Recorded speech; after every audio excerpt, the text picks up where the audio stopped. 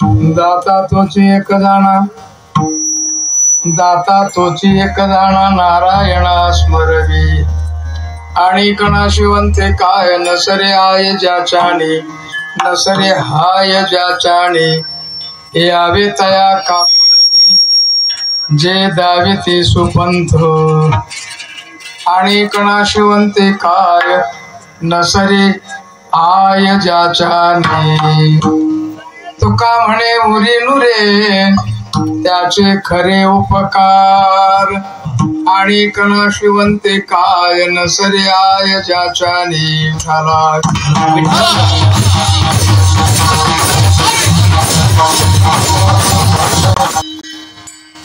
अर्थात या सेवेकरता घेतलेला जो अभंग आहे तो या संबंधानेच थोडासा आहे. श्री संत जगद्गुरु तुकोबारायांचा 4 चरणाचा अभंग. महाराज या अभंगाच्या द्वारा एका दात्याच्या खऱ्या उपकाराचं चिंतन करतात. खऱ्या उपकाराचं बर का. अर्थात दान 2 प्रकारचं आहे. एक आहे आध्यात्मिक दान आणि एक आहे भौतिक दान. भौतिक दान शब्दाचा अर्थ आहे भूतजन्यत्वम भौतिकत्वम. भूतजन्य ज्या ज्या वस्तू आहेत त्या समग्र वस्तू दान देणं म्हणजे भौतिक दान आहे. भौतिक दान सरासरीला प्रकार पडतात त्याच्यात, किंवा सरासरीला दिलं जातं घेतलं जातं ते दान आहे. पहिलं आहे भूदान. आपल्याला जागा दान मिळाली का विकत घेतली?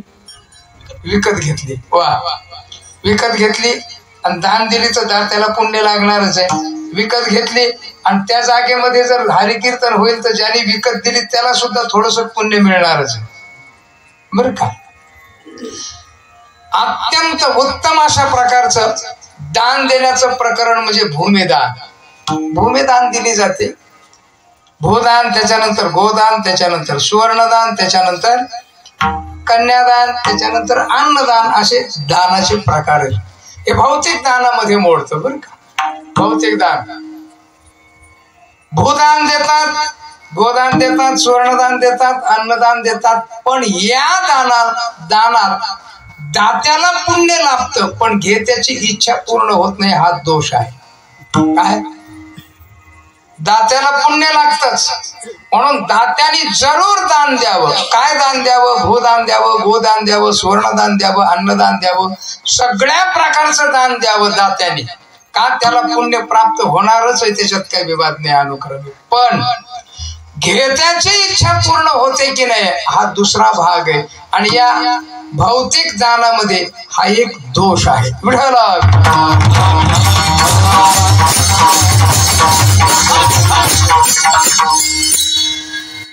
इकडे तुमच्याकडे जमिनी कमी येतात.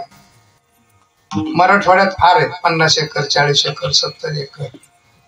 हायवे ना, हायवे, मोठे हायवे. आता रस्ते, हायवे कुठं 4 पदरी आहेत तर कुठं 2 पदरी आहेत, पण सुंदर रोड आहेत. त्या रोडच्या कठेला जमिनीचे भाव वाढले.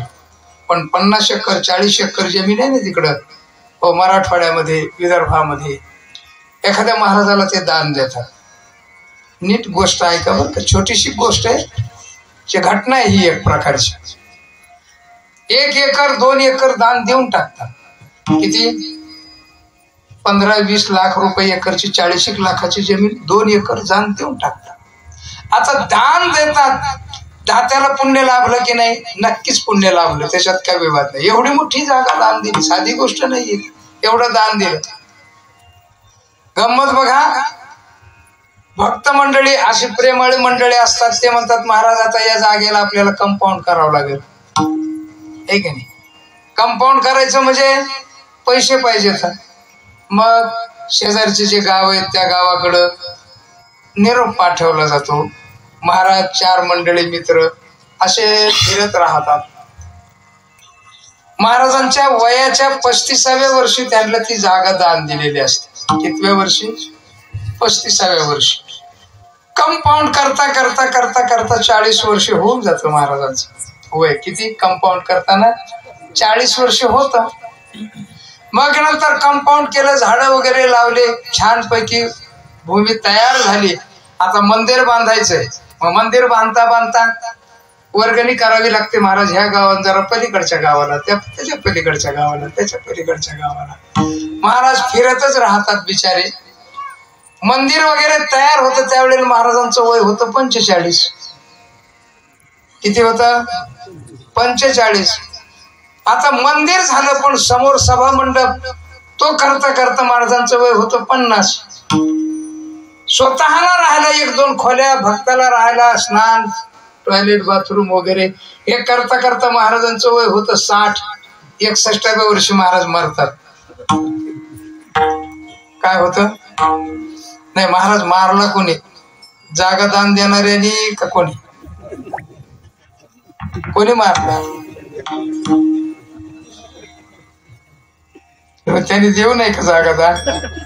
पण महाराज मेला याचं काय? महाराज कसा मेला? पळू पळू मेला की नाही? म्हणजे जागा दिली, कंपाऊंड बांधण्याकरता फिरायला लागले. कंपाऊंड बांधलं मंदिराकरता, नंतर झाडा करता, नंतर सभा मंडपा करता, नंतर स्वतःला राहायला करता. म्हणजे महाराज 60 वर्ष पळवला. कोणी? ज्यांनी जागा दान दिली. खरं का खोटं? मग त्यांनी देऊ नाही का? त्यांनी जरूर द्यावी, त्याच्यात काय विवाद नाही, त्याला पुण्य नक्की होणार. पण या भौतिक दानात दोषच असा आहे की माणसाची अपेक्षा पूर्ण होत नाही, वाढत राहते. विठाला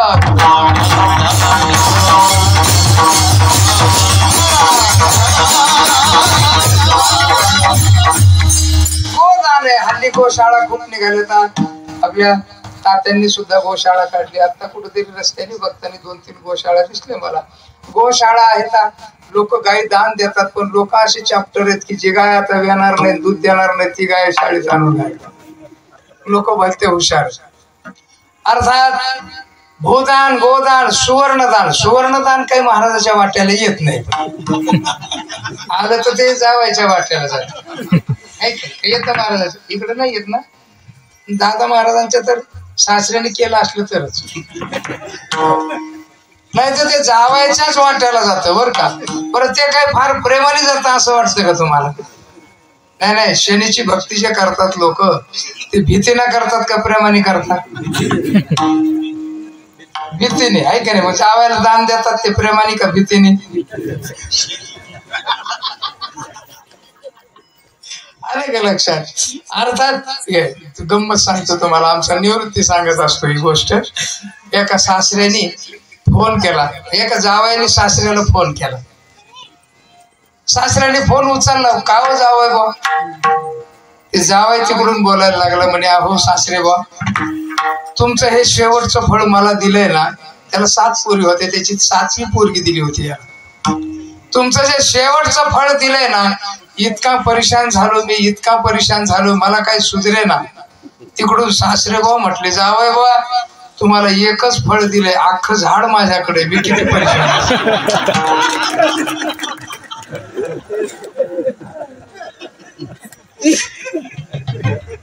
अर्थात दान कोणाकडे जातं? सुवर्णदान जावयाकडेच जातं बरं का.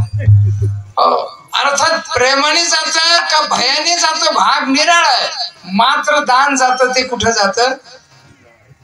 जावयाकडे जातं सुवर्णदान. महाराजांच्याकडे सुवर्णदान सरासरीने येत नाही, पण लोकांच्या दानावरच परमार्थ चाललाय हे पण पक्क ध्यानात ठेवायचं कीर्तनकार प्रवचनकारांनी. विठाला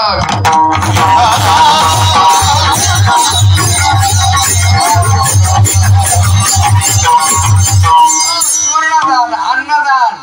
अन्नदान जगद्गुरु तुकोबारांनी या बाबतीत फार सुंदर बोलले. महाराज म्हटले, सर्वाभूती अन्न, द्रव्य पात्र विचारून सगळ्यांना अन्न द्यावं, पण द्रव्य मात्र पात्र विचारून द्यावं बरं का.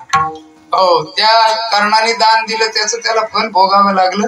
मोठी कथा येते. अर्थात द्रव्य देताना विचार करायचा, आणि द्रव्य द्यायचं कुठं? अशा ठिकाणी द्यायचं जिथे विद्यार्थी शिकवले जातात.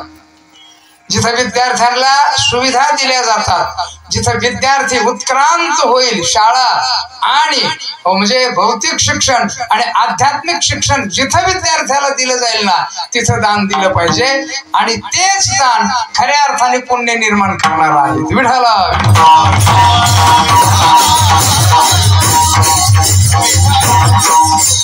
अर्थात भूदान, स्वर्णदान, गोदान, अन्नदान, हे अन्नदान सर्वांना द्यावं बरं का. आणि अन्नदानामध्ये दक्षता बाळगावी. सरासरीनं वारकरी संप्रदायामध्ये सर्वात वेंधळेपणा असेल तर अन्नाच्या बाबतीमध्ये होतोय बरं का. इतरत्र फार कमी होतो, आपल्यात जास्त होतो.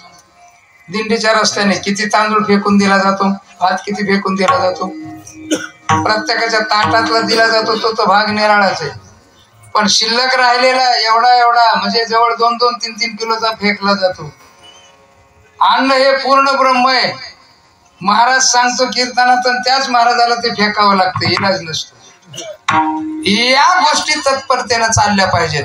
लोक जेवायला घेतात आणि जेवायला घेतल्यानंतर फेकून देतात. अन्न सर्वात मोठं नुकसान आहे, सर्वात मोठं बरं का, भयंकर मोठं पाप आहे अन्न फेकून देणं. त्यातली त्यात तांदूळ आहे ना, तांदूळ वेदाने मूळ घोषित केलेलं अन्न आहे. कोणी वेदाने याला अन्न म्हणून संबोधित केलंय. ज्वारीला वेद अन्न म्हणत नाही, गव्हाला म्हणत नाही, बाजरीला म्हणत नाही. उडीद आणि तांदूळ या दोघांनाच अन्न ही संज्ञा आहे. कशाला?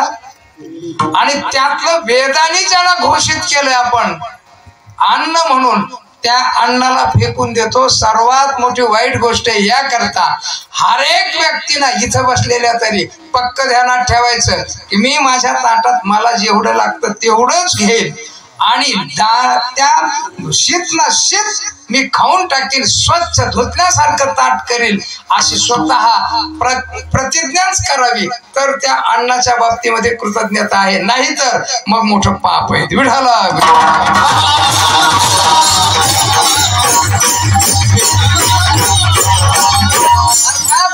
हे जे दान आहेत ना, हे दान अत्यंत महत्वाचे दान आहेत आणि हे द्यावेत. त्याच्यात काही विवाद नाही, त्याला पुण्य होणार आहे. मात्र दोष असा आहे की एखाद्याला एक वस्तू दिली की त्याला दुसऱ्या वस्तूची अपेक्षा होती, तिसऱ्या वस्तूची अपेक्षा होती, चौथ्या. म्हणून अपेक्षा इच्छा संपत नाही, हा या दानातला दोष आहे. मात्र जगद्गुरु तुकोबाराय या दात्याचा व्यतिरेक करून, या दात्याचा त्यागपूर्वक निषेध करून एक प्रकारचा जगद्गुरु तुकोबाराय ज्याचे खरे उपकार आहेत त्या दात्याचं चिंतन आपल्या पुढे मांडतायत. त्याच्याकरता जगद्गुरु तुकोबाराने चकार या अक्षराचा प्रयोग केलेला आहे. चकार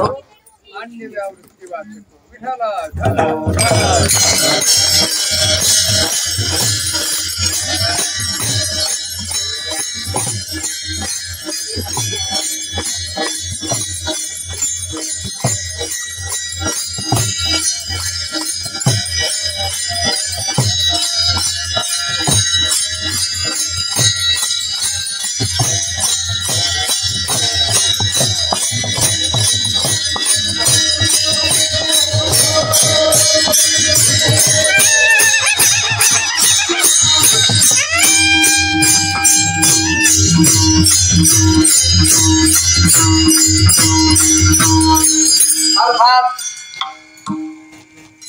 या भौतिक दानाने इच्छा पुरी हो नाही तर नाही हो, मात्र आध्यात्मिक दान देणारा जो दाता आहे त्या दात्याचं विशेष आहे. आणि त्या दात्याच्या उपकाराचं चिंतन करताना श्री संत जगद्गुरु तुकोबारायांनी चकाराचा प्रयोग करा. चकारो अन्य व्यावृत्ती वाचको, चकार हा अन्याची व्यावृत्ती करणारा आहे. म्हणून अन्य दात्याची व्यावृत्ती करून श्री संत जगद्गुरु तुकोबाराय एका दात्याचं चिंतन करतात. आ दाता तोची एक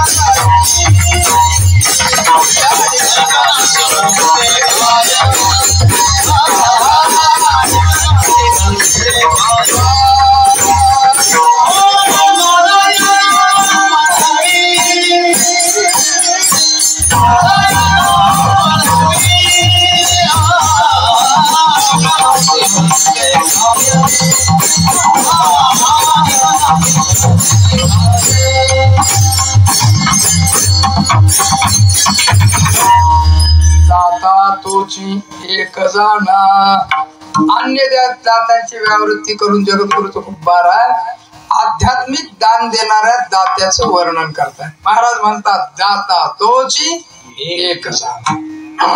इतराला दाता म्हणायला तयार नाही जगद्गुरु तुकोबारा. तोच एक दाता. काय?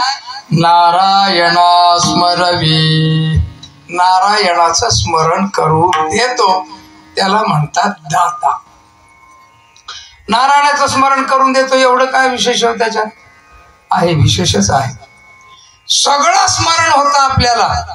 अनंत जन्माच्या संस्काराचा परिणाम. मात्र फक्त होत नाही ते नारायणाचं. फक्त होत नाही. हो, अत्यंत महत्वाची गोष्ट आहे नारायणाचं स्मरण करून देणं. हो, आपल्याला सगळं स्मरण होत.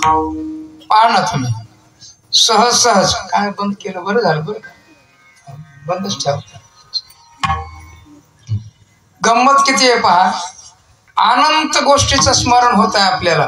ठेवायचं, बसायचं, उठायचं, जेवायचं, सगळ्या अगदी. बरं का? वेदेन करिता प्रेरणा यामध्ये सगळं आलंय महाराजांचं. वेदेन करिता प्रेरणा. सहज विषय शब्दाचा अर्थ केवळ विषय नाही तर सगळेच विषय, पंच विषय.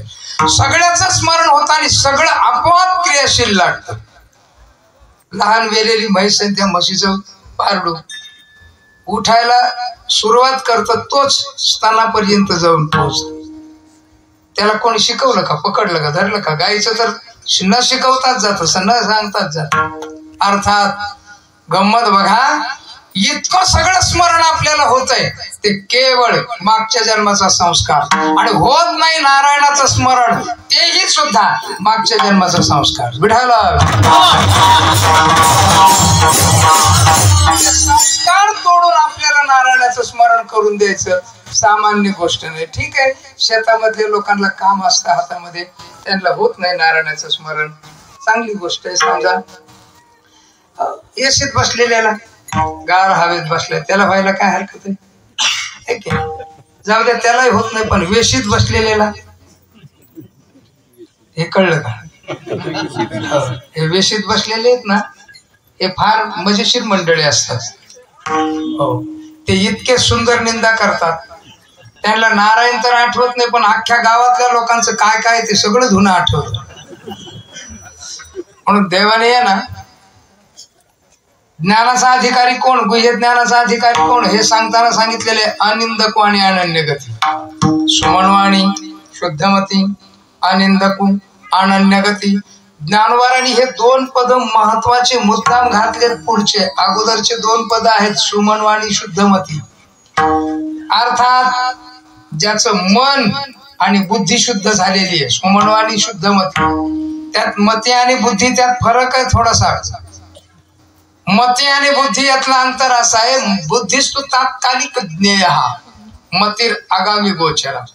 जिच्यात आगामी गोचरता असते तिला बुद्धी म्हटलं, मती म्हटलं जातं. आणि जी तात्कालिक ज्ञेयवान असते तिला बुद्धी म्हटलं जातं. हे शुद्ध झालेले, याचा अर्थ असा आहे मल गेलेला आणि विक्षेप गेलेला, असा या दोन पदाचा अर्थ आहे, सुमनवाणी, शुद्धमतीचा. पण पुढचे दोन पद स्पेशल आहेत ज्ञानोबारांचे बरं का.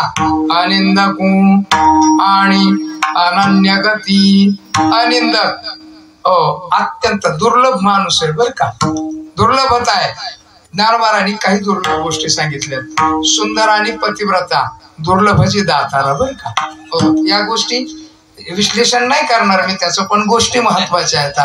तसाच म्हणजे माणूस आणि अनिंदक अत्यंत दुर्लभ गोष्ट आहे, अत्यंत दुर्लभ. तुम्ही म्हणताल हे जे भजन करणारे, टाळक वाजवणारे, गंध लावणारे, हे शिकले सवरलेले, हे तर चांगल्यापैकी करू शकतात. काय चांगल्यापैकी निंदा बर का, अत्यंत चांगली निंदा. कोण करतं? गंध लावणारे, टाळ वाजवणारे, आणि कीर्तनकार तर त्याही पेक्षा सुंदर. गंमत आहे बर का. जेवढा जास्त चांगला शिकल ना तेवढी चांगली निंदा करतो तो, ध्यानात ठेवा. ज्ञानोबारांची निंदा कोणी केली? शिकलेल्या लोकांनी का बिगर शिकलेल्या लोकांनी? कोणी केली? शिकलेल्या लोकांनी, वेद पाठ केलेल्या लोकांनी, वेद घोकलेल्या लोकांनी, आहे की नाही? हो. अरे हा संन्यासाचा पोर कोण म्हटलं? वेद शिकला होता तो. झोळी फाडली कोणी? ज्ञानोबारांची. वेद शिकला होता तो.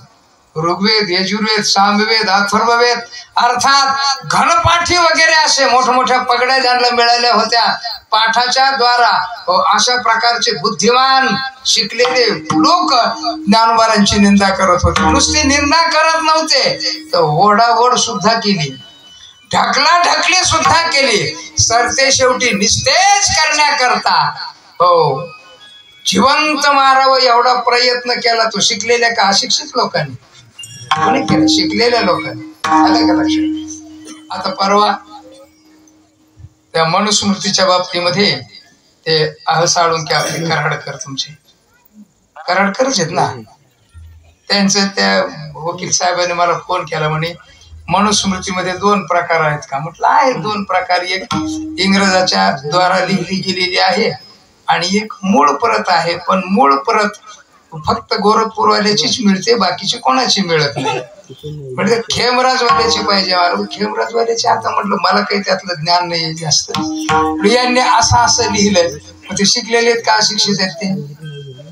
हा नाही, अशिक्षित आहेत का? शिकलेले आहेत ना ते, म्हणूनच तरी एवढं करतात ना, एवढं लिहितात. मग कोण ना चांगली निंदा करू शकतो? ज्ञानोबा, तुकोबा या सगळ्यांची मानवी संस्कृतीचं अत्यंत अगदी उलथून टाकण्याकरता केलेला प्रयत्न कोणाचा आहे? शिकलेल्या का अशिक्षित माणसांचा? तुमच्या इथल्या सातारच्या एका प्राध्यापकाने लिहिलं, वारकरी लोक फार भोळे आहेत म्हणे. ज्ञानदेवानी जे ज्ञानेश्वरी लिहिली ती वयाच्या 81व्या वर्षी लिहिली, पण या भोळ्या लोकांच्याकडून आकडा उलटा झाला. कळलं का? आणि 18 वर्ष झाला, म्हणजे 8वर 1 आणि 1वर असं झालं. इथलं सातारचेच प्राध्यापक आहेत ते, बरं का. कोण करत हे निंदा आजही? शिकलेले का शिकलेले लोक? ज्ञानोबा, जगद्गुरु तुकोबाराला त्रास कोणी दिला? रामेश्वर भट्ट का अशिक्षित माणूस होता? बंबाजीबा तुम्हाला अशिक्षित वाटला का? मठाधिपती होता तो एक. अर्थात निंदा करण्याकरता, आणि याच्यातून जो टळल ना तोच ज्ञानाचा अधिकारी. ज्ञानोबा सांगतात अनिंदको, म्हणून दक्ष राहायचं आपण आपल्या करता. कोणाची निंदा आपल्याकडून होत नाही ना, याच्याकरता सावध राहायचं. आणि जो सावध राहतो ना हो तोच मनुष्य हरिजागरणाला आला, असा त्याचा अर्थ आहे. विढाला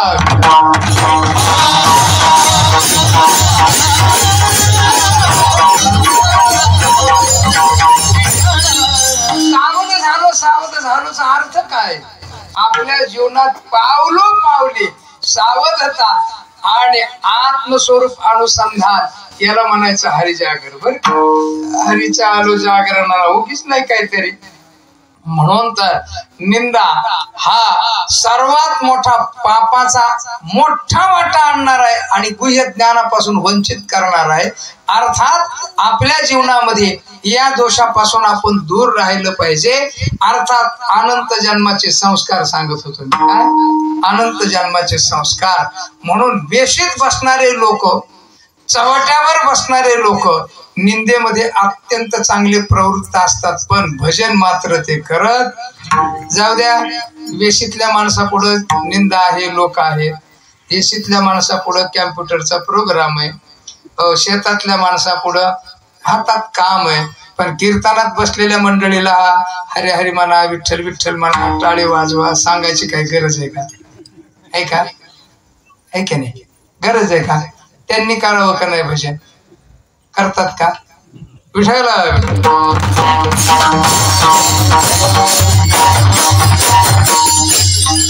मी हे सांगायचं सोडूनच दिले बरं का. तिकडं भजन करा, नाही तर तिकडं तुम्ही तिकडं एवढंच ठीक आहे. अर्थात तेवढ्या बाबतीत फार मोठं इम्प्रेशन डाऊन होतं भजनाच्या बाबतीमध्ये, अशी गोष्ट आहे. अर्थात आपल्याला नारायणाचं स्मरण करून देणं अत्यंत महत्वाची गोष्ट आहे. कसं करून देतात?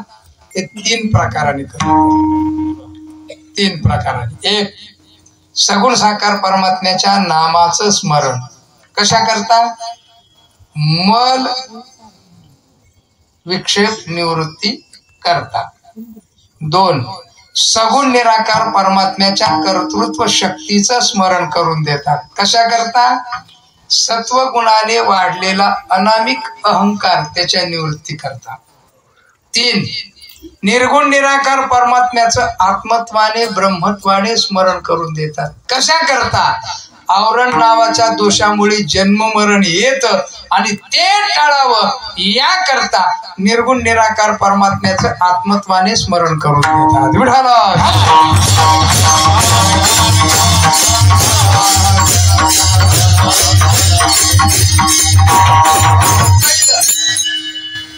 सगुण साकार परमात्म्याच्या नामाचं स्मरण कशा करतात?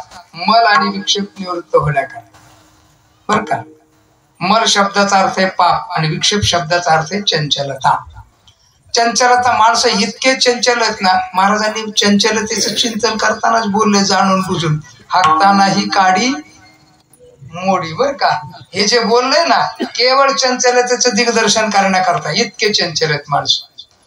पण आता कसे काडी मोडतील? टॉयलेट मध्ये बसल्यावर तिथं जागा नाही म्हणून पुढे सरकत नाही. काही कारण नाही तर तिथं सुद्धा उद्योग सुरू केला असता. हो, पण तरी सुद्धा काही लोक नळाचं पाणी सोडतील, काहीच इतके स्थिर नाहीतच माणसं. भयंकर चंचल आहेत. बरं का? आपलं आपण लक्षात ठेवायचं. इतके चंचल आहेत. पण साधनावर आले एखाद्या तर तिथेही सुद्धा त्यांच्या डोक्यात येतं, काय करू मी नेमकं? हो, वारकरी संप्रदायात आला, पकवास शिकू का गायन करू, हो का कीर्तन केलेलं बरं राहील, कशात मिळकत जास्त होईल? कंसात बर काही ब्रॅकेट मध्ये. अर्थात भलते चंचल आहेत माणसं. आणि पापाच्या बाबतीमध्ये तर माणसाची मनबुद्धी इतकी वाईट आहे. हो, पाप शब्दाचा अर्थ काय? पाप शब्दाचा अर्थ मी नेहमी सांगतो तुम्हाला. पाप म्हणजे काय?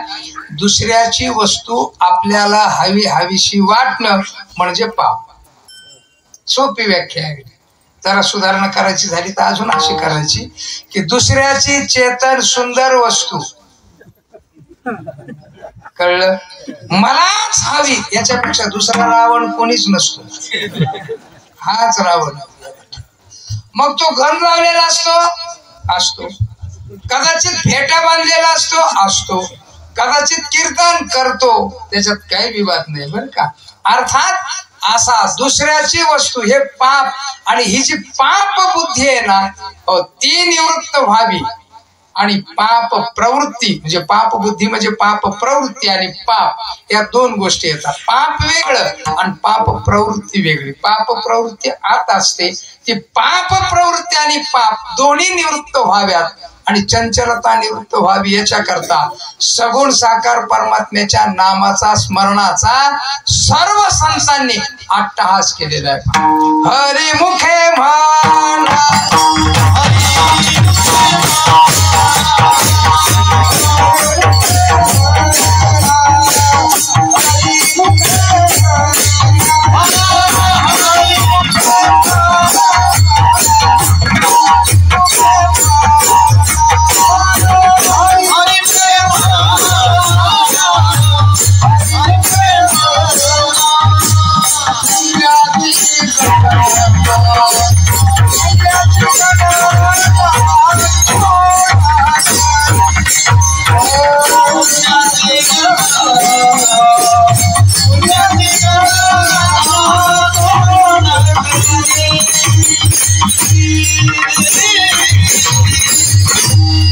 हरिमुखे म्हणा, हरिमुखे गाता, हरे हरे तुम्ही, असे अनंत प्रमाण जे आठवतील ते सगळे घ्या. अर्थात हरिनामाचा आग्रह धरला, एवढा आग्रह धरला की त्या नामाशिवाय तुम्ही तरुण जाऊच शकत नाहीत. म्हणून ज्ञानोबारायांनी आपल्याला फल प्रवृत्ती सह हरिनामाचा उपदेश केला. पुण्याची गणना कोण करी, तेणे मुक्तिचारी साधी येल्या द्वारकेचा राणा.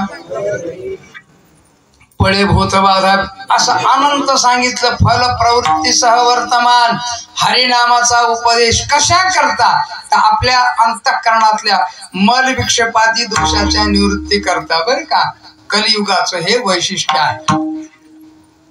भारतीय महायुद्ध संपत आलं. भगवान भीष्माचार्य शरपंजरी पडलेले होते. उत्तरायण लागायचं होतं. शरीरातून रक्त खाली पडत होतं. खाली सगळं रक्ताचं थारोळ साचलेलं होतं. भीष्माचार्य भगवत चिंतनामध्ये रत होते. त्या काळात तेवढा मोठा उपासक, हो तेवढा मोठा उपासक त्या काळात नाही, आजच्या काळातही नाही, त्याच्या पूर्वीच्या काळातही नाही, एवढा मोठा उपासक झाला. बरं का, सर्वश्रेष्ठ उपासक भीष्माचार्य. भगवान कृष्ण परमात्म्याने सांगितलं, हे बघ तुला नीती मूल्य धर्म वगैरे काय विचारायचं असेल तर आहेत, अजून त्यांना विचार. 5 पांडवासह द्रौपदीसह भगवान कृष्ण परमात्मा गेले. युधिष्ठिराने अनंत प्रश्न विचारले, अनंत प्रश्नाचे उत्तर दिले. बरं का, भगवान कृष्ण परमात्मा म्हणतात तुझ्या वैयक्तिक जीवनाकरता, राजकीय जीवनाकरता नीतिमूल्य वगैरे सगळं विचारून घेतलंस, पण संपूर्ण जगाच्या उद्धाराचा काय धर्म आहे तो विचारून घे, बोल. हो, आणि मग युधिष्ठिर म्हणजे धर्मराजा भीष्माचार्याला विचारतात. बरं का, भगवान वैशंपायन बोलतात, वैशंपायन वाच श्रुत्वा धर्मान शेषेन पावनानि च सर्वशः युधिष्ठिर शांतनवम. युधिष्ठिर शांतनवम म्हणजे शंतनू पुत्र भीष्म यांना विचारता झाला. काय बोलता झाला, पुन्हा म्हणजे सगळं विचारून घेतल्यानंतर शेवटचा प्रश्न आहे हा. काय विचारलं त्यांनी? युधिष्ठिर वाच को धर्म सर्वधर्माणां भवतः परमो मतः किं जपन् मुच्यते जंतुर जन्म संसार बंधनात्. भीष्म वाच. भीष्माचार्य सांगतात बरं का, 2 श्लोकामध्ये प्रश्न विचारले आणि 2 श्लोकाच्या उत्तरादाखल भगवान भीष्माचार्याने 100 श्लोक सांगितले. किती? 100 श्लोक. 100 श्लोकामध्ये 1000 नाव देवाचे सांगितले आणि सांगताना त्यातला शेवटचा श्लोक ऐका नीट. बरं का, हो भगवान भीष्माचार्य सांगतात, हे बघ युधिष्ठिरा नीट ऐक. यानी नामानी गौणानी विख्यातानी महात्मन ऋषिभिः परिचितानी तानी भक्ष्यामि भूतये. हे युधिष्ठिरा नीट ऐक. यानी नामानी गौणानी, हे सगळे जे नाव आहेत ना ते गुणवृत्तीने संपन्न आहेत. एवढी मोठी गुणवृत्ती आहे त्याच्यामध्ये की एका नावाच्या उच्चाराने, एका नावाच्या चिंतनाने, एका नावाच्या जपाने एक काम होतं, एका माणसाचं काम होतं. अनंत नाव आहेत, त्यापैकी मी तुला 1000 नाव सांगतो. या जे ज्या ऋषीने जे नाव जपलं ना त्या ऋषीचं काम पूर्ण झालं आणि तो जीवनमुक्त झाला. याने नामाने गौणाने विख्याताने महात्मन ऋषिभिः परिगीताने, ऋषी लोकांनी गायलेलं. याचा अर्थ असा आहे 1000 नाव आहेत. एका श्लोकामध्ये सरासरीना 8 ते 9 असे नाव येतात सरासरीना विचार केला तर. गंमत बघा, भीष्माचार्य सांगतात, हे बघ युधिष्ठिरा, हे जे नाव आहेत ना ह्या एका नावाने एक ऋषी मुक्त झाला. एका नावाने एक ऋषी मुक्त झालाय म्हणजे एका नावाचा एक ऋषी दृष्टा. जसे वेदाचे मंत्राचे दृष्टी आहेत की नाही, मग गायत्रीचे दृष्टी कोण? विश्वामित्र महर्षी. विश्वामित्र बरं का. आता आलं गायत्रीचं. गायत्री मंत्र स्त्री आणि पुरुषांनी म्हणायला काहीही हरकत नाही बरं का, ध्यानात ठेवायचं. हे स्त्रियांनी ऐकू नये, स्त्रियांनी म्हणू नये, फक्त सुचिरभूत कालामध्ये म्हणावं एवढंच. फक्त 4 दिवसाचा काल टाळून शौचविधी वगैरे आल्यानंतर सुंदर पाय वगैरे धुवून डोळ्याला पाणी लावून तो जपला तर चालतो. मात्र या मंडळीने असा प्रचार केलाय की ब्राह्मणी इतराने हा मंत्र म्हणू नये. तसं नाही बरं का, कारण विश्वामित्र कोण होते? क्षत्रिय होते. कोण होते? क्षत्रिय होते. आणि क्षत्रियांनी तो मंत्र म्हणजे दिलाय मंत्र, याचा अर्थ क्षत्रियाला सोडला असेल का त्यांनी? तसं काही नाही, मराठी मुख्यमंत्री बरेच होऊन गेले तरी आरक्षण दिलं नाही, तसं नाही काय झालंय, तसं नाही झालंय बरं का. हे सगळ्याला दिलंय त्यांनी. काय केलंय, सगळ्याला दिलंय, स्त्री शूद्राधिकांना सगळ्यांना बरं का. म्हणून गायत्री फक्त सुचरू होऊन जपायचा. काय होतं त्याने, वाणीत तेज येतं, द्रव्य वाढतं, घरामधली सुचिरभूतता वाढ, अनेक गोष्टी होतात. या करता गायत्री केलं तर चालतोय. विठाला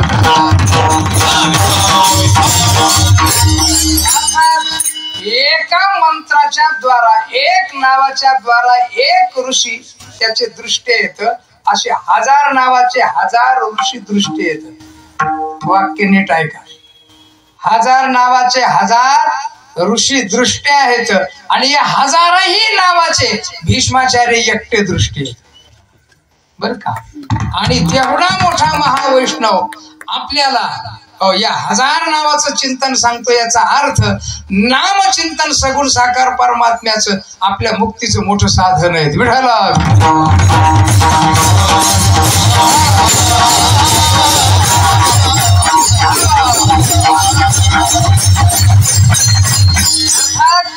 सगुण साकार परमात्म्याच्या नामचिंतनाने होत काय, मल विक्षेपाची निवृत्ती होते. दुसरं 2 क्रमांक, सगुण निराकार परमात्म्याच्या कर्तृत्व शक्तीचं स्मरण. कशा करता, अनामिक अहंकार असतो सत्वगुणाचा बर का, हे ध्यानात ठेवा. सत्वगुणाचा अनामिक अहंकार असतो. फार गंमत आहे बरं का याच्यात. माणूस जेवढा सात्विक होत जातो ना, तेवढा दुसऱ्याचे दोष बघायला सुरुवात करतो. नाही, दारुड्याला शिवाय कोण देतो, माळकरी का बिगड माळकरी आहे की नाही. आणि माळकऱ्यातल्या थोडस चुकीचं वागणाऱ्या तंबाखू खाणाऱ्या माणसाला कोण शिवाय देतो, बिगर तंबाखू, नीट वागणारा नाही, बिगर तंबाखू खाणारा. त्याच्या जीवनात किती दोष असतात त्याला माहिती नसतं. त्याचे दोष बघण्याकरता निराळे चष्मे लागतात. ध्यानात ठेवा. मी 40 वर्ष वारकरी संप्रदायामध्ये आहे पूर्ण. भले भले आहेत ना, माझ्याकडे लिहू नये, सगळं आहे लिहू नये. चष्मे आहेत ना, सगळ्याचे मी काढून घेतलेले आहेत. म्हणजे आकाराने नाही बोलत मी, सगळ्यात वावरणारा माणूस आहे मी. एखादं पोरग खात तंबाखू आहे की नाही, वाजवत तुमचा खात एखादं आहे की नाही, त्याला इतका काय त्याग करायचं काम आहे. गात एखादं त्याला काय एवढं घ्यायचं सांभाळून आहे की नाही. इतका द्वेष त्याला बघितल्यावर याच्या डोळ्यातून जाळच निघतो अक्षरशः. आता तो जळून भस्मच होईल. का, हा सात्विक आहे. या सत्वगुणाचा अहंकार त्याच्यात इतका बेकार आहे की नाही. तुम्ही पहा ना, दारुड्या भेटल्यानंतर त्यांना परमानंद होतो. अगदी दोघं एकमेकाच्या गळ्यात हात घालतात. तुझ्याकडे किती आहेत, 4 रुपये. तो म्हणतो माझ्याकडे 9 रुपये. चल 13 रुपयात काम भागवा. म्हणजे इतकं प्रेम करतात म्हणजे ते एकमेकावर बर का. पण गंमत आहे, सात्विक मनुष्य आहे ना, साधा चहा सोडला, चहा सोडणं काय फार मोठं पुरुषार्थाचं काम आहे असं काही नाही. काय पुरुषार्थ आहे मोठा नाही. पण चहा सोडला तरी चहा पिणाऱ्या माणसाकडे इतकं बेकार बघतात जसं दारू प्यायला लागलाय. सत्वगुणाचा अहंकार आहे. आणि हा जर विचारात घेतला स्वतःच्या उद्धाराकरता, तर मला वाटतं त्याचा लवकर उद्धार होईल दुसऱ्याचा दोष बघण्यापेक्षा. म्हणून सत्वगुणामध्ये अनामिक अहंकार येत असतो आणि त्याच्या निवृत्ती करता सगुण निराकार परमात्म्याच्या कर्तृत्व शक्तीचं स्मरण नितांत गरजेचं बरं का. हो, हे संसारिक माणसाला करायची गरज आहे असं आहे का नाही, त्याच्यात भाग सोडा. पण पारमार्थिकाला नितांत गरज आहे. हा सत्वगुण हा अहंकार वाढवतो आणि मी एक कर्तृत्व केले असं वाटत असतं. मी एवढं कर्तृत्व केले, मी एवढं कर्तृत्व केले बा, मल घालवला, मी विक्षेप घालवला, पुढे आवरण राहायला हे ध्यानात राहत नसतं, त्याच्या मोठा परिणाम होतो. म्हणून त्याच्या करता सगुण निराकार परमात्म्याच्या कर्तृत्व शक्तीचं स्मरण करून देतात आणि सगळ्यांना सुद्धा करून देतात. श्री संत जगद्गुरु तुकोबारायांनी अखिल कोट ब्रह्मांड नायक परमात्म्याच्या कर्तृत्व शक्तीचं दर्शन देताना अनंत ठिकाणी दिलेले. महाराज म्हणतात, जेणे हे विश्व निर्मित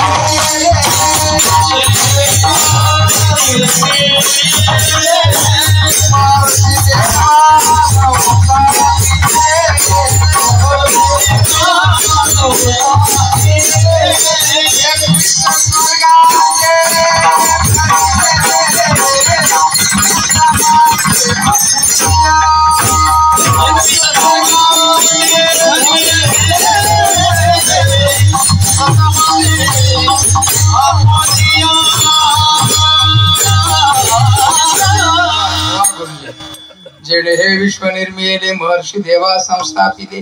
21 स्वर्गात देवाची कर्तृत्व शक्ती आहे. सगुण निराकार परमात्म्याचं माया विशिष्ट चैतन्याचं हे संपूर्ण कर्तृत्व आहे. आपल्याला वाटतं आपण केलं. काय वाटतं आपल्याला? काय वाटतं? मी केलं. महाराजांनी आपली भ्रांती निवृत्त करण्याकरता खूप सुंदर अभंग लिहिलाय. चाले हे शरीर कोणाचे असते, कोण बोलवितो हरिबिन, देखावे ऐकवी दयाचे भजन, ते सोडून द्या. पण पुढे बघा काय महाराज सांगतात, वृक्षाचे पान राहिले हंता, तुला हंता ठेवायला जागा कुठे बेट्या? तू काय स्वतः कर्तृत्व सांगतोस, आहे की नाही? हो, जग निर्माण केलं. आपल्याला वाटतं पोरग मी निर्माण केलं. पोरग कोणी निर्माण केलंय? तुला सुद्धा कोणी निर्माण केलंय? त्यानेच केलंय. तुझ्या बापाला सुद्धा. म्हणून अहंकार अहंता ठेवायला जागा नाहीये. एवढं सरळ जगण्याचा प्रयत्न केला पाहिजे आणि विचाराच्या स्तरावर जगलं पाहिजे. म्हणून महाराज सांगतात की सगुण निराकार परमात्म्याच्या कर्तृत्व शक्तीचं स्मरण नितांत गरजेचे. ज्ञानोबारायने ज्ञानेश्वरीमध्ये म्या बोलविल्या वेदो बोले हे संपूर्ण प्रकरण वाचा. जगद्गुरु तुकोबारायांचा अभंग आहे, तुझी या सत्तेने वेदाशी. अर्थात हे सगळ्याच्या सगळं ईश्वर सत्तेने चालतं, हे आपल्या सत्तेने चालत नाही. तुझी सत्ता सुद्धा त्याच्या सत्तेवर अवलंबून आहे. म्हणजे व्यावहारिक सत्ता पारमार्थिक सत्तेवर अवलंबून आहे. ही गोष्ट पक्की ध्यानात ठेवली पाहिजे. म्हणून श्री संत जगद्गुरु तुकोबाराय सांगतात, सगुण निराकार परमात्म्याच्या कर्तृत्व शक्तीचं स्मरण या करताय. कशा करता? केवळ आणि केवळ सत्वगुणाच्या द्वारा निर्माण झालेला अहंकार तो निवृत्त व्हावा या करता. आता तिसरं जगद्गुरु तुकोबाराय सांगतात, निर्गुण निराकार परमात्म्याच्या आत्मत्वाने ब्रह्मत्वाने स्मरण करून देणं हा मुख्य धर्म आहे त्यांचा. काय मुख्य धर्म आहे बरं का? पहिल्यांदा षष्टी तत्पुरुष समासाने नारायणा नारायणा बर का? आता दुसरं सला ते सलाना ते नारायणाला. काय? नारायणाच आणि नारायणाला बर का? आता नारायणालाच नारायणाचं स्मरण करून द्यायचं ही महत्वाची भूमिका आहे. संत येतात कशा करता? नारायणाला नारायणाची स्मरण करून देण्याकरता इथे येत असतात.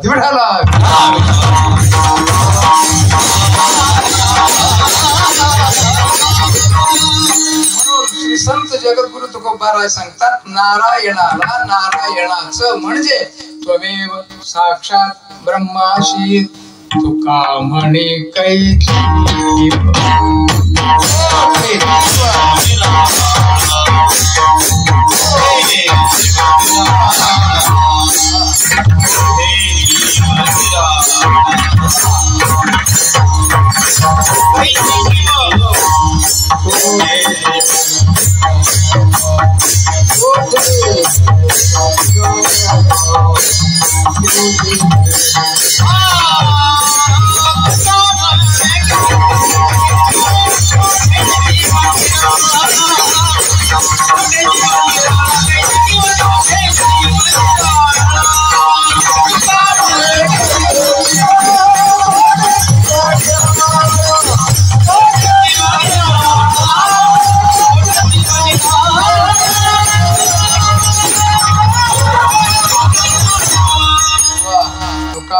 कैची किव कोठे जीव निराळा त्वमेव साक्षात ब्रह्मासी.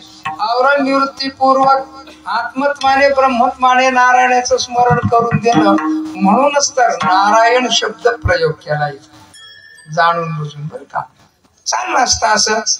दाता तोची एक जाणा गोविंदा ते स्मरवी, दाता तोची एक जाणा रामकृष्णा ते स्मरवी, दाता तोची एक सगळं चाललं असतं. पण तसं नाही. नारायण शब्द जाणून बुजून. का?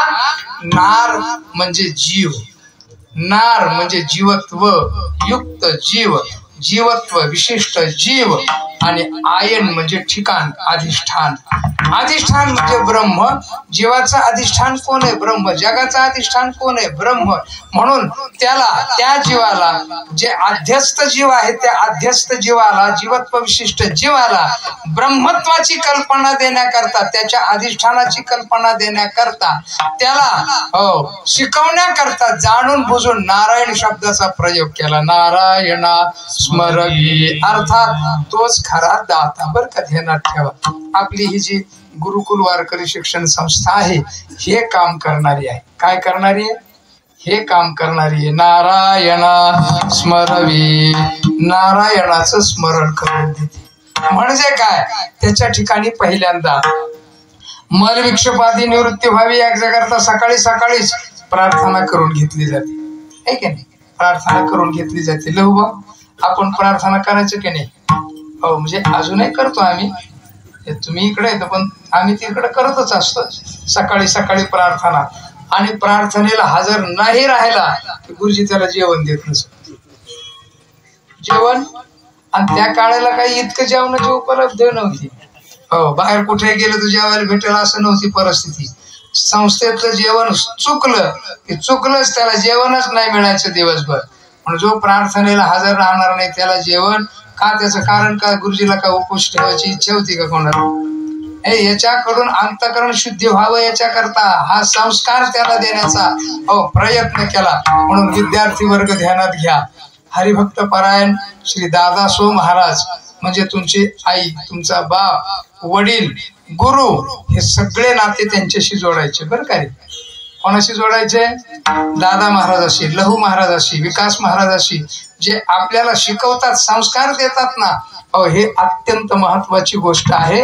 संस्कार देण्याकरता अत्यंत महत्वाची जागा असे 10-10, 15-15 किलोमीटरवर वारकरी शिक्षण संस्था होणं जरुरीच आहे. नाहीतरी मदरसे फार मोठे मोठे व्हायला लागले. आणि मदरशाला अनुदान पण आहे. हो, गव्हर्नमेंटचं आहे, ठीक आहे, त्याचे त्याला असू देत. पण समाजातून अनुदान येऊन जर हे संस्कार उभे राहिले ना तर आपला भारत परत अगदी चाणक्याने जसा उभा केला होता तसा होऊ शकतो. त्याच्याकरता जागोजागी गुरुकुलाची गरज आहे. त्यावेळेला सुद्धा तो भारत उभा केला चाणक्याने ना, तो गुरुकुलाच्या द्वाराच केला. ध्यानात ठेवा. कशाच्या द्वारा केला? गुरुकुलाच्या द्वारा. गुरुकुलामध्ये विद्यार्थी असा तयार झाला पाहिजे की त्याच्याकडे ना मारामारीची पण कला आली पाहिजे. म्हणजे उगीच कोणाला मारायचं नाही, पण त्याला जर आलं ना कोणी तर त्याला उभा आला तर आडवा करायची तयारी पाहिजे. तिथपर्यंत शिकवलं गेलं पाहिजे. बरं का? म्हणून दोष निवृत्त करून संस्कार देणं हे काम आहे. संस्कार काय करतात? मी परवा रामेष्ठी महाराजांच्या तिथं कीर्तन सेवा थोडा वेळ केली. त्यांच्या संस्थेचा वर्धापन दिन होता. त्या दिवशी एक गोष्ट सांगितली. ती गोष्ट सांगतो मी तुम्हाला थोडक्यात आणि सेवेला विराम देऊ आपण.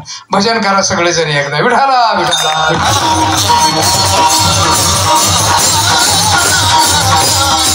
संस्काराचा परिणाम काय होतो? संस्कार माणसाला केवढं मोठं करतात. तुम्हाला सप्त चिरंजीवापैकी मार्कंडेय ऋषीचं नाव माहिती असेल, है की नाही? है की नाही? मार्कंडेय ऋषी ते चिरंजीव नव्हते, चिरंजीव झाले. कसे झाले? संस्कारातून मनुष्य चिरंजीव होत असतो. ध्यानात ठेवा. मार्कंडेयाचे वडील भगवान शंकराची तपश्चर्या केली आणि म्हटले मला पुत्र पाहिजे. भगवान शंकर प्रसन्न झाले. भगवान शंकर वरमगृही मुलगा पाहिजे. म्हटले माझ्याकडे 2 मुलं आहेत. एक मुलगा आहे 100 वर्ष जगणारा आणि एक मुलगा आहे 16 वर्ष जगणार, कोणचा पाहिजे सांगा? आपण असतो तर कोणचा मागितला असता?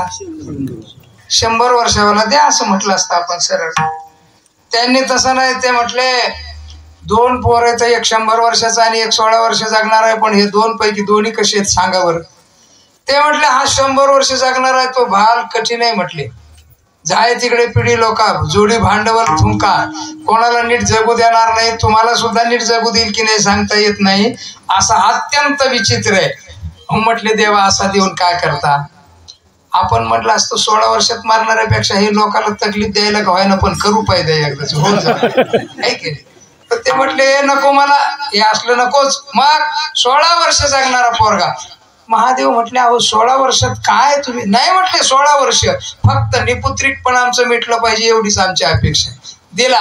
हो 16 वर्ष जगणारा पोरगा झाला. विचार केला खिन्न मनामध्ये, 16च वर्ष जगणार आहे, ह्याला काय तर शिकवावं तरी, कॉलेज शाळा अमकं तमकं गुरुकुलात घालावं, वेदाध्याय काय शिकवावं तरी काय, याला 16व्या वर्षी मरणारच आहे. मग त्यांनी ठरवलं काय नाही आपल्या जवळच ठेवायचं त्याला. आणि त्याला एकच संस्कार दिला त्यांनी. काय दिला? आपल्या घरात जो जो मनुष्य येईल त्याला साष्टांग दंडवत घालायचा, घरात जायचं, पाणी आणायचं, गुळ आणि पाणी द्यायची पद्धत होती ती ठेवायची समोर आणि परत डबल साष्टांग दंडवत घालायचा, एवढाच संस्कार दिला. आता ते ऋषीच होते मार्कंडेयाचे वडील, त्यामुळे त्यांच्या घरी चांगलेच माणसं यायचे, ते थोडेच दारुडे होते. दारुड्याच्या घरी दारुडे येत राहतात, मंत्र्याच्या घरी मंत्री येतात, आहे का नाही? अहो तसं बुवाच्या घरी बुवा लोक येतात. त्या पद्धतीनं तिथे येत राहिले ऋषी लोक यायचे, याने आपलं तेवढंच करायचं, दंडवत घालायचा, पाणी गुळ द्यायचं, परत दंडवत घालायचा, ते पाणी वगैरे घरात नेऊन ठेवायचं, असा त्याचा नित्यक्रम सुरू झाला. एक दिवशी त्याचे वडील शेतात काम करत होते, असंच जंगलामध्ये शेतात काम करत होते वडील, आणि हा एकटाच घरामध्ये बसलेला मुलगा मार्कंडेय. गंमत अशी, व्यास महर्षी आले, व्यासो नारायण, साक्षात व्यासो नारायण आले, आणि आले तसे घरात आले. घरात आल्याबरोबर यांनी बघितलं, ताट दिशी उठला, आसन टाकलं, घाली संता सिंहासनी, पूजा करी काया वाचा म्हणे, एका जनार्दनी जाणे, इच्छिले ते पुरवी. गंमत बघा बरं का ह्या प्रमाणाची. इच्छिले ते पुरवी, आसन घातलं आणि दंडवत घातला. दंडवत जसा घातला ना तसा व्यास महर्षीने त्याला आशीर्वाद दिला, आयुष्यमान भव असा आशीर्वाद दिला. आयुष्यमान भव असा आशीर्वाद ऐकणं आणि त्याचे वडील आत येणं, सारखंच बोलणं एकदाच झालं. वडील म्हटले महाराज मागे घ्या, हा आशीर्वाद मागे घ्या. म्हटले का? म्हटले मी भगवान शंकराची प्रार्थना करून हा पुत्र मागितलेला आहे, 16च वर्ष जगणार आहे, आयुष्यमान तुमचा आशीर्वाद खोटा होणार आहे, बोलूच नका, तू बंद करा, मागे घ्या तुम्ही. ते म्हटले व्यासांनी दिलेला आशीर्वाद कुठे मागे घ्यायचा असतो का? आणि तो कुठं खोटा ठरत असतो का? चला म्हटले माझ्या बरोबर. व्यास वर्षी म्हटले कुठे जायचं? चला ब्रह्मदेवाकडे. गेले ब्रह्मदेवाकडे. आता ब्रह्मदेवाकडे गेल्यानंतर ह्या पोराला सवयच लागलेली, दाढीवाला दिसला की दंडवत घालायचं, ह्याला तर 4 तोंड 4 दाण्या. यांनी एकदम दंडवत घातल्याबरोबर ब्रह्मदेवाने आशीर्वाद दिला, चिरंजीव भव. व्यास महर्षी म्हटले आपला आशीर्वाद आहे, आशीर्वाद येऊन गेला, आपण सुटलो आता. आता ब्रह्मदेव गुंतले, पुढचं पुढं बघून घेतील ते. म्हटले मी नुसता आयुष्यमान दिला होता, काय दिला आशीर्वाद? हे तर चिरंजीव म्हटले डायरेक्ट साक्षात. ते मार्कंडेयाचे वडील म्हटले अहो आम्ही ज्याच्या करता आलो तोच गोंधळ तुम्ही करून ठेवला. म्हटले झालं काय? म्हटले 16 वर्ष जगणारा पोरगा आहे, भगवान महादेवाने दिलेला आहे. व्यास महर्षी महाराजांनी त्याला आयुष्यमान आशीर्वाद दिला, ते विचाराय करता आलो, तुम्ही त्याला चिरंजीव आशीर्वाद दिला. आता व्यास महर्षी महाराज म्हटले तुमचं तुम्ही बघून घ्या, माझं सुटलं का? ब्रह्मदेव म्हटले आता काय करायचं? चला भगवान शंकराकडे. गेले भगवान शंकराकडे, आणि भगवान शंकराकडे गेल्यानंतर आता ह्याने तिथं थांबायला पाहिजे की नाही, तिथंही दंडवत. भगवान शंकराने आशीर्वाद दिला, चिरंजीव भव. ते ब्रह्मदेव म्हटले मी ज्याच्या करता आलो ते काम माझं होऊन गेलं, आता तुमचं तुम्ही बघून घ्या काय करायचं. मार्कंडेयाचे वडील म्हटले देवा तुम्हीच पुत्र दिलाय मला. बघितलं? हो म्हटले मीच दिलाय, 16च वर्ष जगणार आहे, तुम्ही चिरंजीव म्हटले. म्हटले चिरंजीव होणार म्हटले, कारण महाकालेश्वर परमात्म्याने दिलेला आशीर्वाद कधीच खोटा होत नसतो. व्यास महर्षीचा दंडवत घातलेला एक संस्कार भगवान शंकरापर्यंत घेऊन गेला. आणि परिणाम त्याचा भगवान शंकराने सांगितलं केवळ माझं पूजा अर्चन करत राहा. यम धर्म आले न्यायला 16व्या वर्षी. गंमत पहा बर का. यम धर्म आले, हो, रेड्यावर बसलेले, पास घेतलेला आहे. आणि भगवान शंकराची पूजा करताना मार्कंडेय आहेत आणि यांनी पाश टाकायला सुरुवात केली. भगवान शंकर जे अत्यंत विक्राळ रूप घेतलं, धारण केलं, काल रूप धारण केलं, हातात त्रिशूळ घेतला आणि जो सगळ्याला मारणार आहे यम, त्या यमाच्या मागे लागले मारायला. यम धर्म म्हटले, अहो तुम्हीच त्याला 16 वर्षाचं आयुष्य दिलं, माझं काय चुकलं, याला न्यायचं नाही, चिरंजीव म्हणजे चिरंजीवच करायचं. आणि मार्कंडेयला यम धर्माने चिरंजीव म्हणून घोषित केलं. म्हणून सप्त चिरंजीवामध्ये मार्कंडेयाचं चिरंजीव म्हणून नाव आलं. कशामुळे आलं? केवळ संस्कार. काय? केवळ संस्कार. म्हणून आपल्या मुलाला संस्कार पाहिजे. आमच्या गल्लीमध्ये, आमची गल्ली म्हणजे घुंडरे गल्ली, जे मूळ ग्रामवासी आळंदीचे, हो, सगळेच्या सगळे अत्यंत सात्विक, मायला म्हटल्याशिवाय बोलताच येत नाही बर का. हो, एक जण तर असा आहे, सुरुवातीला पण शिवी देतो आणि शेवटी पण शिवी देतो बोलणं संपल्यावर. मी त्याला म्हटलं एका शिवीवर भागत नाही का? तो म्हटला नाही भागत, घाटातल्या रेल्वेला डबल इंजिन लागतं, तसं झाल्याशिवाय मला चव येत नाही. त्यातला एक घुंडरे म्हटलं मी जरा संस्थेत राहतो 2-3 महिने तुमच्या शिकायला. मी म्हटलं बा तुम्ही शिवी दिल्याशिवाय बोलत नाही, तुम्हाला आता हे कसं काय जमणार? पोरं आमचे बिघडतील शिव्याने तुमच्या. नाही नाही, मी नाही देणार म्हटलं शिव्या. जरा काय झालं की गपचूप बसायचं, थांबायचं.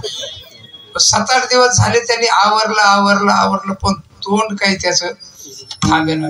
महाराज जरा घरी जाऊनच येतो म्हटलं. घरी गेला आणि इतक्या शिव्या दिल्या बायकोला. परत आला. म्हटलं तुम्ही लगेच परत आले म्हणे. गेल्या काम झालं म्हटलं म्हणून परत आलो.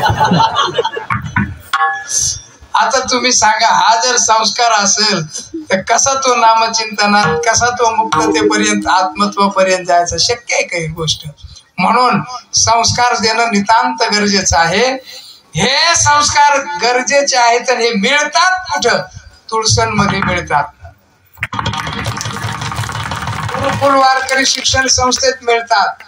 दादा महाराज देतात, हरिभक्त पारायण लहू महाराज, विकास महाराज अर्थात हे त्याच करता आहेत. म्हणून हे संस्कार देतात. या संस्काराने मनुष्य उत्क्रांत होतो.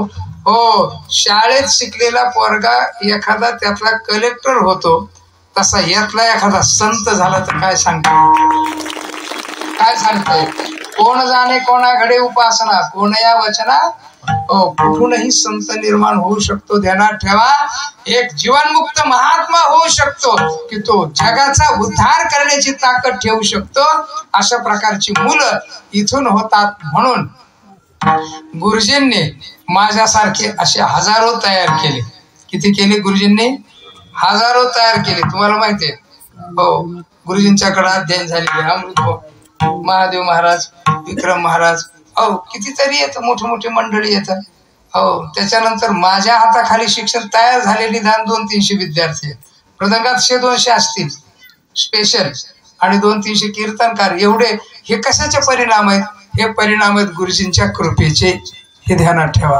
ही संस्था सुद्धा गुरुजींची कृपा आहे याच्यावर, दादासोबत. परिणाम एवढं कर्तृत्व त्याने उत्तम केलं. मी अत्यंत प्रसन्न, अत्यंत आनंदी झालेलो आहे. म्हणूनच तर मी थोडा आजारी आहे, पण तरी सुद्धा म्हटलं इथं जाणं जरुरीच आहे. आजारी असल्यामुळे थोडा आवाज वगैरे माझा थकलेला आहे, पण तरी सुद्धा मी कीर्तन सेवा थोडा वेळ का होईना पण करावी म्हणून कीर्तन सेवा आपल्या समोर समर्पित केलेली आहे. आपल्याला समर्पित आहे. उद्घाटन झालेलं आहे, जाहीर केलं आपण ते. अर्थात या संस्थेला सगळ्या मंडळींनी दान देऊन अत्यंत मोठं करा, उत्कृष्ट करा. आमच्या रामेष्टीची पण संस्था आहे, रामेष्टवाडीला ना, हो, त्याला पण सहकार्य करा. त्यांनी पण विद्यार्थी उत्तम घडवण्याचं चालवलेलं आहे. हो, आणि त्यांनी तर मुली पण ठेवल्यात बरं का, मुली पण ठेवलेल्या आहेत. अर्थात मुली ठेवायच्या तर त्या केवळ आणि केवळ 10 ते 12 वर्षाच्या वयापर्यंतच ठेवाव्यात. त्याच्या पुढे गेलेली वयाची मुलगी ठेवू नये असं माझं वैयक्तिक मत आहे. आणि याद्वारा ही त्याला सूचना पण आहे की लईच 17-18 वर्षाच्या वयाच्या पोरी ठेवायच्याच नाहीत, त्यांच्या घरी पाठवायच्या. अशा प्रकारची तरतूद करावी. ठेवायच्या झाल्या तर दादा महाराजांनी ते काय मुली ठेवायचंच नाही ठरवलेलं, ते उत्तमच आहे अतिशय. मी पाठाला सुद्धा येऊ देत नाही पोरी. पाठाला आल्यानंतर म्हणजे पाठाला आलं ना तरी सुद्धा काही हे होऊ शकतं, म्हणून ते सुद्धा नाही. अर्थात अशा प्रकारचं एकंदरीत या संस्थेचं वैशिष्ट्य विशेष आणि सगळी विद्यार्थी गोड मजा आनंद आलेला आहे. आणि याद्वारा ईश्वर प्राप्ती हो आपल्याला. दादा महाराजांना असंच यश उत्थानित होत राहू, सतत उत्थानावस्थेमध्ये राहू हा श्री संत ज्ञानोबा राणे गुरुजींचा आशीर्वाद देतो. आणि माझी सदिच्छा त्याच्या पाठीमागे सदैव आहे. आमच्या खिलारे गुरुजींची सुद्धा सदिच्छा त्याच्या पाठीमागे सतत आहे. अशा प्रकारचं त्यांच्या वतीनं मीच बोलतो. आणि आपण आता मधलं भजन घेऊ आणि सेवेला विराम देऊ. सगळ्यांनी टाळी वाजवून भजन करावे.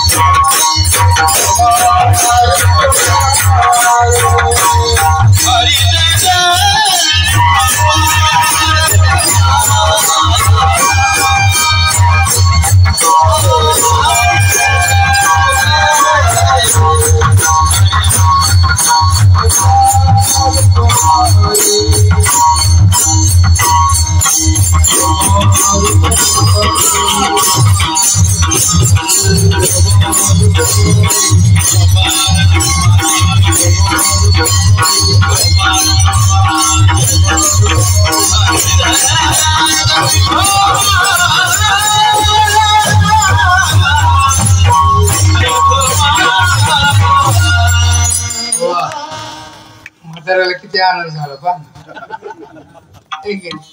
अण्णांना, म्हातारीला बी अत्यंत आनंद झाला. असं कर्तृत्वान पोरग निघालं ना की त्याचा आनंद आई बापाला होतच असतो. नाही तर मग पिणाऱ्या पोराचा मोठा अवघड आहे. त्याकरता संस्कार जर अपेक्षित असतील तर विद्यार्थी इथं घाला. आणि आपल्या संपत्तीला, बर का, नीट वाक्य ऐका, आपल्या संपत्तीला जर ऊर्जित अवस्था सदैव राहावी असं वाटत असेल घरात तर अशा ठिकाणी दान द्या, ज्याच्यामुळे तुमची संपत्ती सुगंधी होईल. आणि ती सुगंधी झालेली संपत्ती तुमच्या मुलाबाळांना योग्य अशा प्रकारचे संस्कार देईल. कारण संपत्ती सुद्धा सुख देण्याकरता सात्विक लागत असते. 14वा अध्याय गीतेचा, ज्ञानेश्वरीचा वाचा, लक्षात येईल तुमच्या. अर्थात सात्विक संपत्ती सत्वगुण वाढवते आणि देवापर्यंत नेते. म्हणून आपली संपत्ती अशा ठिकाणी दान करा की ज्या दानाचा परिणाम आपल्या घरामध्ये उत्तम ऊर्जित होईल. असं करावं. एवढं बोलून या ठिकाणी सेवेला विराम देतो. सेवेत जे काही चुकलं असेल ते माझ्या बुद्धीचे दोष आहेत, बरोबर असेल ते मात्र श्री हरिभक्त परायण परमपूजनीय वैकुंठवासी गुरुवर्य कुंभार गुरुजींचंच आहे, श्री गुरु साखरे महाराजांचं आहे असं गृहीत धरून आपण श्रवण करा. झालेली सेवा देवाच्या चरणी समर्पित करू आणि या ठिकाणी सेवेला विराम देऊ. दादा महाराजांना आणि दादा महाराजांच्या मुलाला माझा आशीर्वाद, कारण ते माझे विद्यार्थी आहेत म्हणून, बरं का. हो. आणि बाकीच्या सगळ्यांच्या करता माझ्या शुभेच्छा. आणि या संस्थेला असंच उत्क्रांत रूप व्हावं याच्याकरता लहू महाराजांनी सहकार्य करावं, विकास महाराजांनी सहकार्य करावं, सगळ्यांनी सहकार्य करून हे रोपट जे लावलंय ना हो ते मोठं व्हावं आणि त्याचा वेलू गेला गगनावरी अशा प्रकारचं वाढावं ही अपेक्षा करून याच ठिकाणी सेवेला विराम देतो. ज्ञानेश्वर